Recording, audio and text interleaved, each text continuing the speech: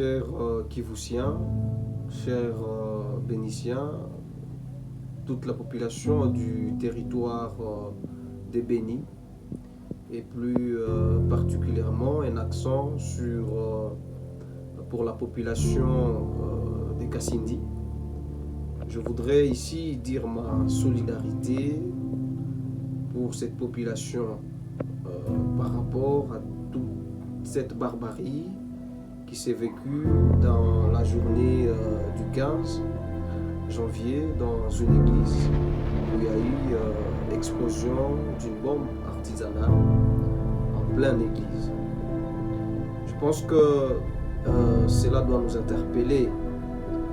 Le temps est pour nous utile, important et crucial de dire que de condamner ces actes de barbarie qui continuent à sévivre dans ces coins du pays. Nous nous rappelons, je vous rappelais, que ce n'est pas la première fois que cela arrive. C'est la énième fois et aucune réaction de la part de ceux qui sont censés protéger la population. Il est important de consoler. Il est important, je lis dans les réseaux que c'est presque toutes les autorités qui adressaient le message de condoléances à cette population.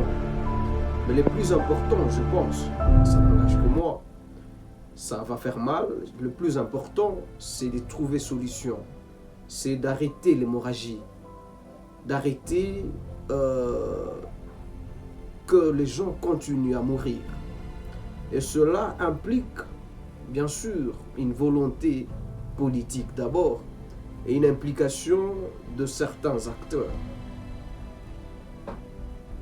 Le gouvernement doit accompagner, doit exactement se mettre, doit faire son travail. Sécuriser la population, c'est une attribution du gouvernement par les trichements de l'armée, par les trichements de la police. Et ce qui est triste aujourd'hui, c'est que avec toute cette coalition de notre armée, les FARDC, avec l'armée rwandaise, aujourd'hui, le Nord Kivu est inondé et peuplé avec certaines armées qui viennent renforcer notre armée loyaliste. Et malgré tout cela, aucune solution par rapport à ce qui sévit. C'est connu, la guerre à l'Est n'a pas trouvé gain de cause.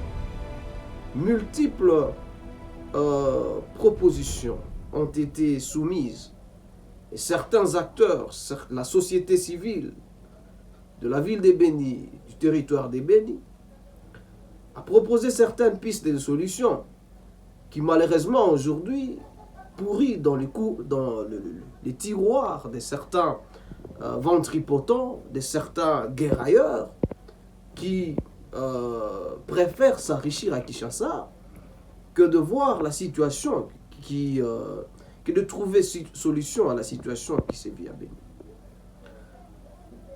Je vais m'aligner à ce que disait le président Mouzé Kabila, quand il nous disait que le temps est arrivé où la population doit se prendre ça en charge. L'autoprise en charge, je pense, c'est le meilleur moment. Toute la population doit s'aligner derrière la solidarité. La solidarité doit nous caractériser. Tous les leaders d'opinion de la province, je pense qu'il est grand temps d'oublier tout ce qui nous sépare, d'oublier toutes nos divergences politiques, religieuses, culturelles, et de s'impliquer pour trouver la paix à l'est du pays.